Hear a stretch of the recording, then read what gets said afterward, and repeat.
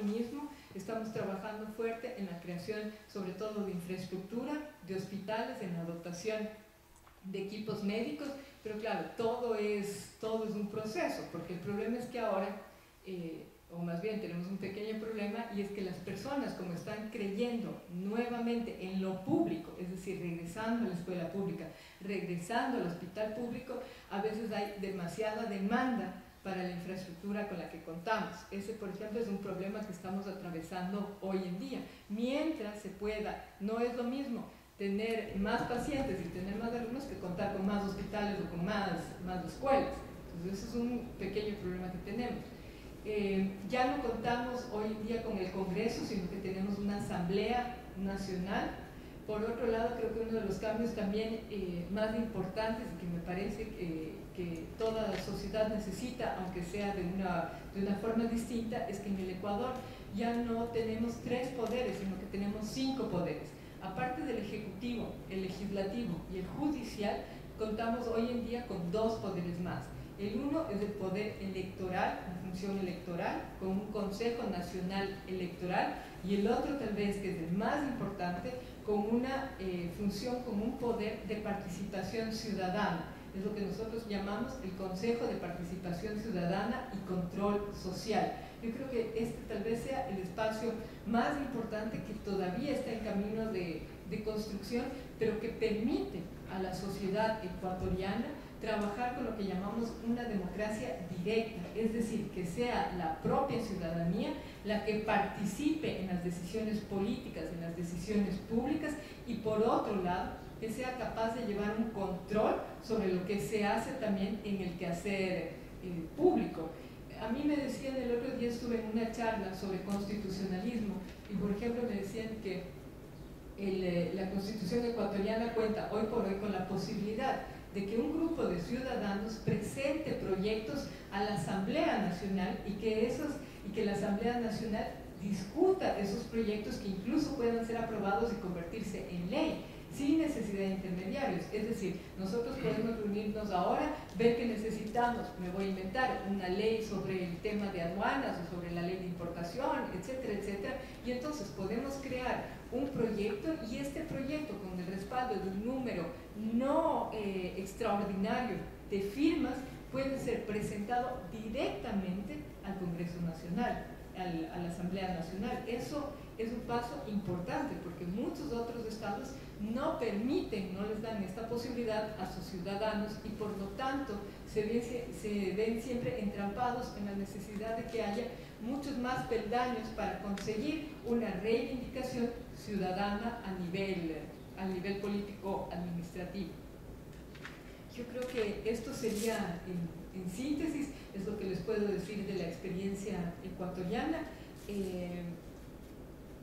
que además también, bueno, tal vez recalcar, y esto para unir con el tema de ALBA, que el gobierno también, este nuevo Estado, propugna también unas relaciones democráticas y soberanas con el resto de países del mundo, y piensa que lo mejor es crear o trabajar en un mundo que sea multipolar, que no sea unipolar, con un solo poder, concentrado en diferentes bloques regionales con los que seamos capaces de dialogar en la esfera de la arena internacional.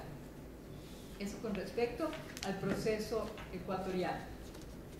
Ahora, con respecto a ALBA, de lo que ya habló un poco Nieves, de la alternativa bolivariana para los pueblos de nuestra América, nosotros tuvimos, hace algunos años, había la propuesta del ALCA, que era la alternativa para comercio para América, ¿no? Entonces era un tratado de libre comercio que lo que quería hacer era, se supone, abrir las fronteras, entre comillas, y quitar el tema de los aranceles, de lo que tenemos como cuidado, como restricciones para salvaguardar la venta de nuestros productos, etcétera, y hacerlo además de manera bilateral para diferentes países de América Latina con Estados Unidos. Así que lo que hicieron ahora Bolivia, Ecuador, Venezuela, Nicaragua y Cuba fue crear esta alternativa, que es una alternativa distinta de comercio, basada también en distintas postulaciones políticas. Yo les traje aquí una cita que me gustó muchísimo de Eduardo Galeano, que habla y que dice así sobre América Latina, cuáles son los paisajes típicos de América Latina. Dice: los estados dejan de ser empresarios y se dedican a ser policías. Los presidentes se convierten en gerentes de empresas ajenas. Los ministros de economía son buenos traductores. Los industriales se convierten en importadores. Los más dependen cada vez más de las obras de los menos. Los trabajadores pierden sus trabajos. Los campesinos pierden sus tierritas. Los niños pierden su infancia. Los jóvenes pierden las ganas de creer. Los viejos pierden su jubilación. La vida es una lotería, opinan los que ganan. Creo que esta es una síntesis triste pero maravillosa de lo que fue América Latina durante muchísimos años. Nieves hablaba de, hoy se cumple para Venezuela, nosotros hace un año, el bicentenario de la independencia. Pues para nosotros ahora, hoy en día, estamos realmente logrando esta independencia que tanto nos ha costado, ¿no? Han sido años de independencia y posiblemente, tal vez, recién ahora estamos tratando de conseguir esa independencia. Cuando decía esto de los ministros de Economía son buenos traductores, sí, porque pasaban cosas extraordinarias en América Latina, en nuestro país, por ejemplo. Nosotros hicimos ahora una evaluación de lo que había sido todo un informe de lo que había sido la deuda externa, y en muchos casos veíamos, es una cosa que a mí me parece tan indignante que uno no puede creer que esas cosas hayan sido posibles. Por ejemplo, cómo los tratados o los acuerdos o los acuerdos para créditos, etcétera, se firmaban, es decir, se mandaban desde instituciones de un país que no es el Ecuador, desde el país externo, en el idioma de este país, y eran firmados en ese idioma, no en castellano. Por eso aquí, con toda razón, Galeano dice que los ministros de Economía eran buenos traductores, ellos eran los únicos que sabían lo que estaba pasando, y luego uno ni siquiera podía saber porque además ya los mandaban hechos, solamente para la firma, cosas así, ¿no? Que uno no puede creer en tanta humillación. ¿Qué es lo que propugna ALBA? En primer lugar, creo que hay una base que es el principio fundamental, que es que el ser humano en la economía no es un medio, sino que es el fin en sí mismo. Creo que ese es el gran cambio. Comprender que el ser humano no es una máquina más y que el fin es el producto que nosotros vamos a obtener, ¿no es cierto?, en la economía, o la ganancia que nosotros vamos a obtener, sino que el fin de la economía tiene que ser el desarrollo y el bienestar del propio ser humano. Por lo tanto, para que esto sea así, tenemos que contar con un sistema económico que sea social y que sea solidario.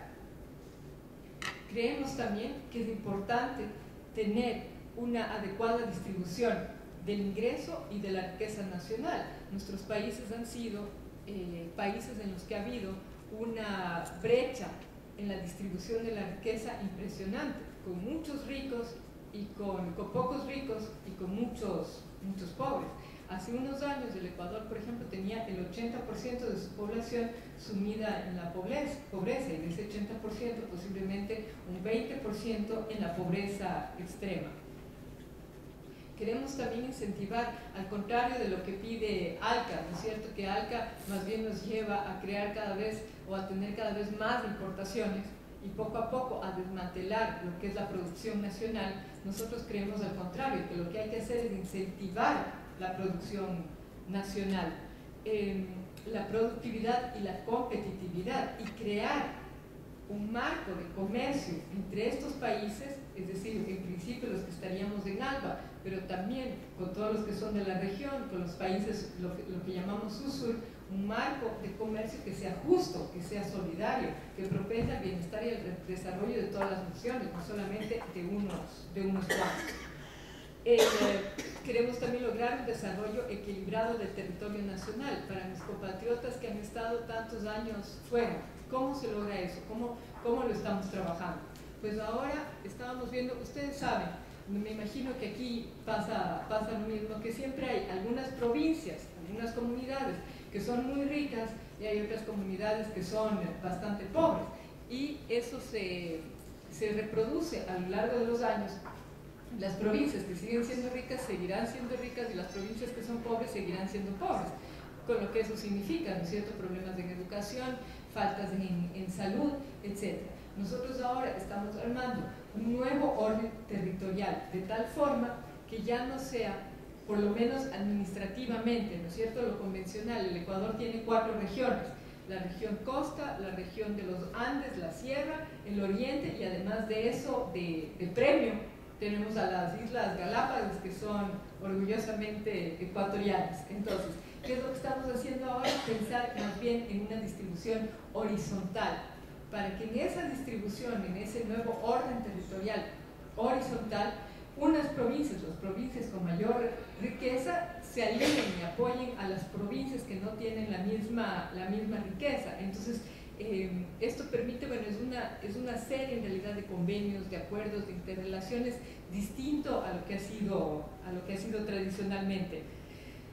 Impulsar el pleno empleo con respeto a los derechos laborales. En este gobierno nosotros terminamos con lo que era la intermediación laboral, con lo que era también la flexibilización laboral impuesta por el consenso de Washington, que no significaba más que la intermediación y la flexibilización, que no significaba otra cosa que quitar a los trabajadores sus derechos laborales, es decir, sin que tengan un contrato a largo plazo, sin que ese contrato a largo plazo esté asegurado, sin que tengan seguridad social, porque lo que se hacía era tener contratos de 3 meses, por ejemplo, en el que se le contrataba, una empresa contrataba al empleado, pero en realidad ese empleado iba a trabajar a otra empresa, ¿no es cierto? Esa es la intermediación. Entonces la empresa en donde realmente estaba trabajando no tenía que hacerse cargo del trabajador, y la intermediadora solamente lo contrataba por 3 meses, porque en realidad no trabajaba para esa empresa y no le aseguraba ninguno de sus derechos. Eso en el Ecuador, por ejemplo, hoy en día se ha acabado.